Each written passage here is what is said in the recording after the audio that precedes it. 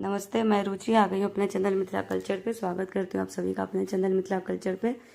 आज मैं कुछ मधुबनी चित्रकला के बारे में जानकारी देने के लिए आई हूँ।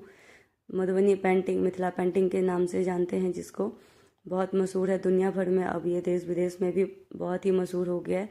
तो चलिए जानते हैं मधुबनी चित्रकला के बारे में। मधुबनी चित्रकला, जिसे मिथिला चित्रकला भी कहते हैं, बिहार के मिथिला क्षेत्र की एक प्रमुख कला चित्रकला मुख्य रूप से महिलाओं द्वारा बनाई गई और इसमें प्राकृतिक रंगों का उपयोग किया जाता है। इस कला का आरंभ 1960 में मधुबनी जिले के एक साध्वी स्वर्गीय महासुंदरी देवी के साथ हुआ था, जिन्होंने रंगीन चित्रकला का परिचय दिया। इसके बाद से ही महिलाएं इस कला को अपनाने लगी और आज यह कला पूरी दुनिया में मशहूर है। ये दरभंगा, पूर्णिया, सहरसा, मुजफ्फरपुर, मधुबनी एवं नेपाल के कुछ क्षेत्रों की प्रमुख चित्रकला है।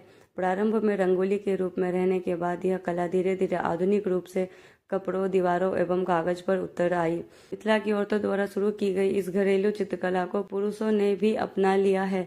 वर्तमान में मिथिला पेंटिंग के कलाकारों ने अंतर्राष्ट्रीय स्तर पर मधुबनी व मिथिला पेंटिंग के सम्मान को और बढ़ाए जाने को लेकर तकरीबन 10,000 स्क्वायर फुट में मधुबनी रेलवे स्टेशन की दीवारों को मिथिला पेंटिंग के कलाकृति से सरोबार किया।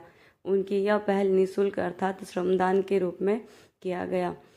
श्रमदान रूप किए गए इस अद्भुत कलाकृतियों को विदेशी पर्यटकों व सैनिकों द्वारा खूब पसंद किया जा रहा है। मधुबनी चित्रकला की विशेषता में एक बात यह है कि इसमें लकड़ी के टुकड़ों पर बनाए जाते हैं। मुख्य रूप से खुदाई की जाने वाली रंगों में सामंजस्य लाल, हरा, नीला और काला रंग होते हैं, जो इस कला को विशेषता प्रदान करते हैं।